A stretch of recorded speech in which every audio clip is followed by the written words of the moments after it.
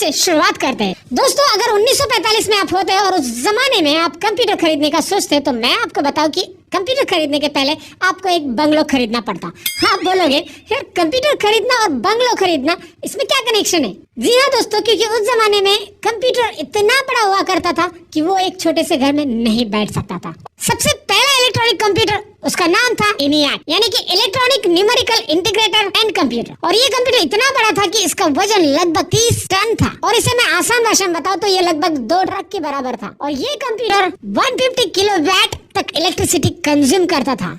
मतलब इतनी इलेक्ट्रिसिटी में आपके घर की बिजली कई दिनों तक चल सकती है। और इसमें लगभग 18,000 वैक्यूम ट्यूब्स यूज की जाती थी। अब वैक्यूम ट्यूब क्या है, इसके बारे में आप जरूर जानना चाहोगे। वैक्यूम ट्यूब एक ग्लास ट्यूब होते हैं जिसमें से हवा को निकाला जाता है और उससे वैक्यूम क्रिएट किया जाता है। और ये वैक्यूम ट्यूब स्विचेस और एम्पलीफायर की तरह काम करती थी। इनमें से कई ट्यूब्स हर रोज खराब होती थी, जिसकी वजह से इस बड़े कंप्यूटर को आधे टाइम तो बंद ही रखना पड़ता था। और ऐसा कहा जाता है कि ये कंप्यूटर बिना खराब हुए मैक्सिमम 5 दिन चला था। तो ये था फैक्ट नंबर 7। अब बढ़ते फैक्ट नंबर 6 की तरफ। वायरस। दोस्तों, मैं उस वायरस की बात नहीं कर रहा हूँ जो आजकल आप सुन रहे हैं न्यूज के अंदर। वैसे उसके ऊपर हमने ऑलरेडी वीडियो बनाया है। अगर आपने नहीं देखा तो हमारे क्यूरियोसिटी चैनल पे जाके चेक कीजिएगा, या ऊपर आई बटन है उसमें हमने लिंक रख दी है। लेकिन फिलहाल मैं जो बात कर रहा हूँ वायरस की, वो है कंप्यूटर वायरस के बारे में। जी हाँ, कंप्यूटर वायरस एक उस तरह का प्रोग्राम है जैसे कि नॉर्मली कंप्यूटर के अंदर प्रोग्राम रहते हैं, लेकिन ये प्रोग्राम कंप्यूटर को डैमेज करने के लिए बनाया जाता है। जी हाँ दोस्तों, जब ये वायरस आपके कंप्यूटर में एग्जीक्यूट या रन होता है तो ये अपने आप को रिप्लिकेट करता रहता है। लेकिन इस वायरस को पहले आने से रोकने के लिए क्या करना है, ये बात तो आपको जानना बहुत जरूरी है। ये कंटिन्यूअसली कनेक्टेड जो वर्ल्ड है, इसमें वायरस फैलने के बहुत सारे जरिए हैं, जैसे कि email, text messages, social media, etcetera etcetera. वैसे तो बहुत सारे कंप्यूटर वायरसेस और वर्म्स थे और है भी, लेकिन उनमें से एक पुराना कंप्यूटर वर्म के बारे में मैं आपको जरूर बताना चाहूंगा, जिसका नाम था I love you। जी हाँ दोस्तों, ये एक ईमेल वर्म था। मतलब आपके इनबॉक्स में ईमेल आता था जिसमें सब्जेक्ट लाइन में लिखा होता था I love you और नीचे एक अटैचमेंट रहती थी लव लेटर फॉर यू। और जैसे ही उस अटैचमेंट पे आप डबल क्लिक करते थे तो वो प्रोग्राम एग्जीक्यूट होके वो ऑटोमेटिकली आपके कंप्यूटर के अंदर की फाइल को ओवरराइट कर देता था। और इतना नहीं, उस समय में आपके विंडोज एड्रेस बुक में या माइक्रोसॉफ्ट आउटलुक के एड्रेस बुक में जितने भी ईमेल एड्रेस रहते थे उनको ऑटोमेटिकली I love you नाम का ईमेल सेंड हो जाता था। और ये I love you नाम का कंप्यूटर वर्म आया था साल 2000 में। और अगर आपको कभी I love you सब्जेक्ट का मेल आता है तो ये मत समझना किसी लड़की ने आपको भेजा होगा, तो सतर्क हो जाइएगा इस ईमेल पे क्लिक करने के पहले। ये तो फैक्ट नंबर 6। अब बढ़ते फैक्ट नंबर 5 की तरफ। दोस्तों, अगर हम हार्ड डिस्क की बात करें तो आपके दिमाग में क्या आता है? हार्ड डिस्क कितनी जीबी की है, कितनी टीबी की है, इतना ही ख्याल आता होगा। लेकिन हार्ड डिस्क से रिलेटेड चौंकाने वाली खबर ये है कि जब पहला हार्ड डिस्क ड्राइव बना था तो उसमें सिर्फ 5 MB का स्पेस हुआ करता था दोस्तों, यानी कि आज के जमाने का एक गाना खाली उसमें बैठता था। और ये हार्ड डिस्क IBM द्वारा बनाई गई थी 1956 में और इसका वजन लगभग 1 टन था, जिसमें 5 MB का डेटा स्टोर होता है। इसकी कीमत लगभग $50,000 थी दोस्तों। ये तो फैक्ट नंबर 5। अब बढ़ते फैक्ट नंबर 4 की तरफ। आप इन दिनों आराम से कोई भी एक्सटर्नल डिवाइस कंप्यूटर को आसानी से कनेक्ट कर सकते हैं, लेकिन ये बात सालों पहले इतनी आसान नहीं थी, क्योंकि कंप्यूटर्स में हर एक डिवाइस कनेक्ट करने के लिए अलग अलग पोर्ट्स का इस्तेमाल किया जाता था। जैसे कीबोर्ड के लिए सीरियल पोर्ट हुआ करता था, प्रिंटर के लिए पैरेलल पोर्ट हुआ करता था, और यहाँ तक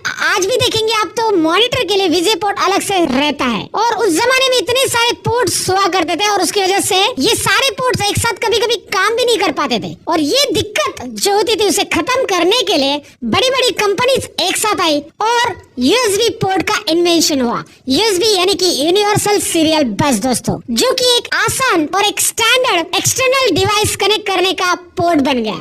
और ये इन्वेंशन एक इंडियन ने किया था 1994 में। अजय भट्ट नाम के एक इंटेल एम्प्लॉय, उन्होंने और उनके टीम ने मिलकर USB का इन्वेंशन किया था। और उसके बाद USB 1.0 1996 में इंट्रोड्यूस किया गया था और उसका ट्रांसफर स्पीड लगभग 1.5 MB to 12 MB पर सेकेंड। तो फैक्ट नंबर 3 की तरफ।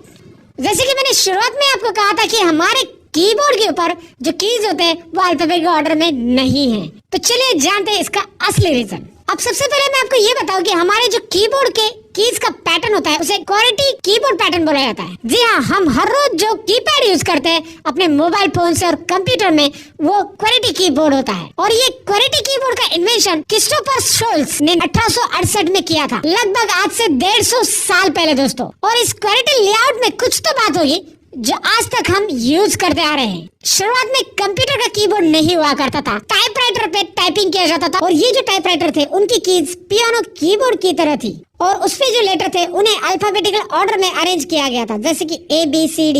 और ये जो टाइपराइटर्स थे वो एक पॉपेट मैकेनिकल डिवाइस थे, उनमें बहुत सारे मैकेनिकल लिंकेजेस का इस्तेमाल किया जाता था। और टाइप करते समय इंग्लिश लैंग्वेज में कुछ वर्ड्स ऐसे हैं जो कॉमनली एक साथ आते हैं। अल्फाबेटिकल ऑर्डर कीपैड पे ऐसे अल्फाबेट आजू बाजू में ही प्लेस किए थे जिनका इस्तेमाल इंग्लिश लैंग्वेज में एक साथ और बार बार होता है। हाई स्पीड में टाइप करते समय जब ऐसे अल्फाबेट एक साथ टाइप होते थे तब टाइपराइटर जाम होता था दोस्तों। ये प्रॉब्लम को सॉल्व करने के लिए क्रिस्टोफर शोल्स ने इन वर्ड को दूर दूर कर दिया और क्वेरेटी नाम का पैटर्न डिजाइन कर लिया। और ये कॉम्बिनेशन इतना फेमस हुआ कि बाकी सारी टाइपराइटर कंपनी ने इसे एक्सेप्ट कर लिया और इसी हिसाब से आगे के सभी टाइपराइटर अपने बनाने लगे। और ये असल में तो टाइपराइटर का प्रॉब्लम सॉल्व करने के लिए बनाया गया था, लेकिन ये इतना फेमस हो गया कि आगे चलकर कंप्यूटर के कीबोर्ड में भी यही पैटर्न को कंटिन्यू कर लिया गया। ये था फैक्ट नंबर 3। अब बढ़ते फैक्ट नंबर 2 की तरफ। अच्छा, आप सभी इंटरनेट तो यूज करते ही है, लेकिन क्या आपको पता है कि इंटरनेट का भी वजन होता है? ये बात जानकर आप जरूर चौंक गए होंगे कि क्या बात करो सर, इंटरनेट का भी वजन होता है।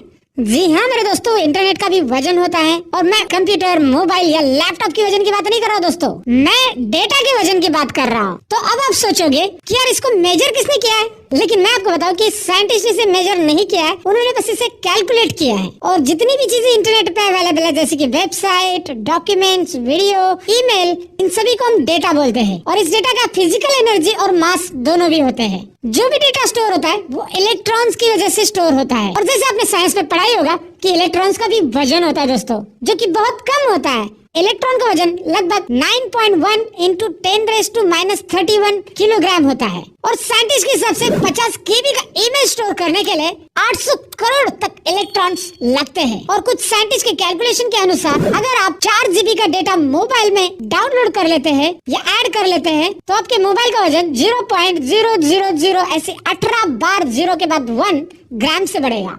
और 2011 में साइंटिस्ट ने पूरे इंटरनेट पे जितना भी डेटा है उसका वजन कैलकुलेट किया था तो वो लगभग 50 ग्राम था। और ये 2011 की बात है दोस्तों, अब तो और भी बढ़ गया होगा। और ये था इंटरनेट से रिलेटेड हमारा फैक्ट नंबर 2। अब बढ़ते हैं फैक्ट नंबर 1 की तरफ। और फैक्ट नंबर 1 है प्रोसेसर के बारे में, यानी कि कंप्यूटर के दिमाग के बारे में। क्या आपको पता है कि इंटेल के i7 प्रोसेसर के 2nd जनरेशन में 100 करोड़ तक ट्रांजिस्टर होते हैं? जी हाँ दोस्तों, 100 करोड़ ट्रांजिस्टर एक छोटे से चिप के अंदर होते हैं जिसे हम माइक्रो प्रोसेसर कहते हैं। और ये माइक्रो प्रोसेसर एक इलेक्ट्रॉनिक कंपोनेंट होता है जो कि आपको पता है कि वो कंप्यूटर में प्रोसेसिंग का काम करता है। और इस छोटे से चिप के अंदर बहुत सारे ट्रांजिस्टर, रेजिस्टर और डायोड्स होते हैं। और मैं आपको ट्रांजिस्टर्स के बारे में बताऊं तो ट्रांजिस्टर एक सेमीकंडक्टर मटेरियल से बना होता है जो कि स्विच या एम्पलीफायर का काम करता है। और क्या आपको पता है कि पहला माइक्रो प्रोसेसर कब इन्वेंट हुआ था? वो हुआ था 1971 में और वो इन्वेंट किया था इंटेल कंपनी ने। उसका नाम था इंटेल 4004, जिसके अंदर लगभग 2300 ट्रांजिस्टर थे। और अभी के प्रोसेसर में लगभग 100 करोड़ ट्रांजिस्टर है दोस्तों। और इससे आप अंदाजा लगा सकते हैं कि चीजें कैसे दिन ब दिन छोटी होती जा रही है। ये थे 7 फैक्ट कंप्यूटर और टेक्नोलॉजी से रिलेटेड दोस्तों।